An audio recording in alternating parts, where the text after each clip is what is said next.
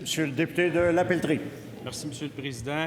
4 grands collecteurs de fonds libéraux pourraient bien être au cœur d'une des plus grandes fraudes, non seulement de l'histoire du Québec, mais de l'histoire du Canada, Monsieur le Président. Un d'entre eux, William Bartlett, aurait, à titre d'exemple, alors qu'il était au conseil d'administration de la CSST, prolongé indûment un contrat pour s'assurer qu'il y ait une petite ristourne pour lui, pour Charles Rondeau et pour Franco Favre. William Bartlett, bizarrement, c'est un hasard sûrement, était un organisateur du premier ministre dans son comté. Donc, un homme extrêmement important pour lui. Est-ce que le premier ministre peut nous expliquer quelles sont la nature exacte de ses liens avec William Bartlett? Monsieur le ministre de la Sécurité publique.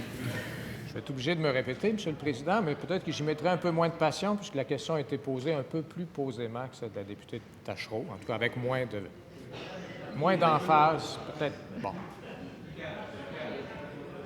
Regardez, Monsieur le Président, je pense que vous m'avez entendu tout à l'heure, puis vous allez vous dire pourquoi je vous répète ça, puisque vous le savez déjà.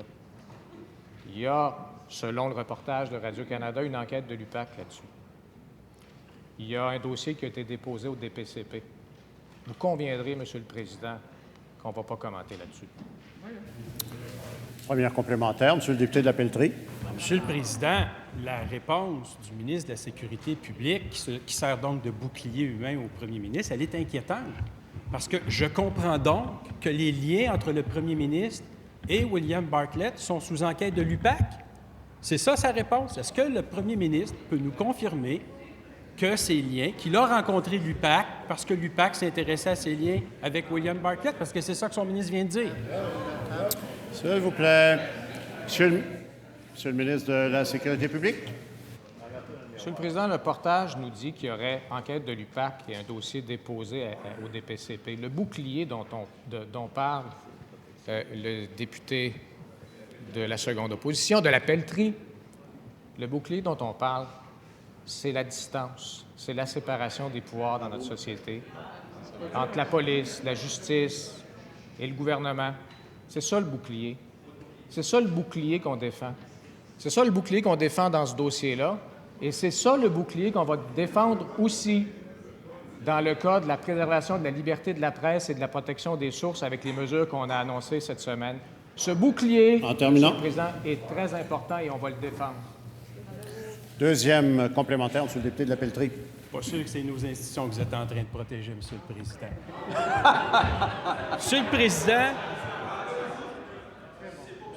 le Président, la question, elle est simple. William Bartlett est un organisateur du premier ministre dans son élection en 2007 dans Jean Talon. C'est un fait. Pas besoin d'enquête, c'est un fait. La seule question que je lui pose, elle est très simple et jusqu'à preuve du contraire, elle n'est pas supposée être sous enquête. Quelle était la nature de ses liens avec William Bartlett? Ah ouais? Monsieur le ministre de la Sécurité publique. Il y a eu des commentaires malveillants du député de La Pelletrie, Monsieur le Président. C'est comme ça qu'a commencé sa question. Vous me permettrez de ne pas répéter pour la énième fois la même chose, mais de me concentrer là-dessus. Hein? Oui, c'est vrai qu'on défend les institutions. Oui, c'est vrai qu'on défend la séparation des pouvoirs dans notre société. Oui, c'est vrai qu'on veut s'assurer de l'indépendance des pouvoirs dans notre société. Puis défendre ces institutions-là, défendre ces questions qui sont fondamentales, c'est défendre la démocratie. C'est pour ça qu'on le fait. Puis on est 125 députés à l'Assemblée nationale, puis on devrait tous avoir à cœur de défendre ces grands principes-là. Et c'est ça qu'on défend.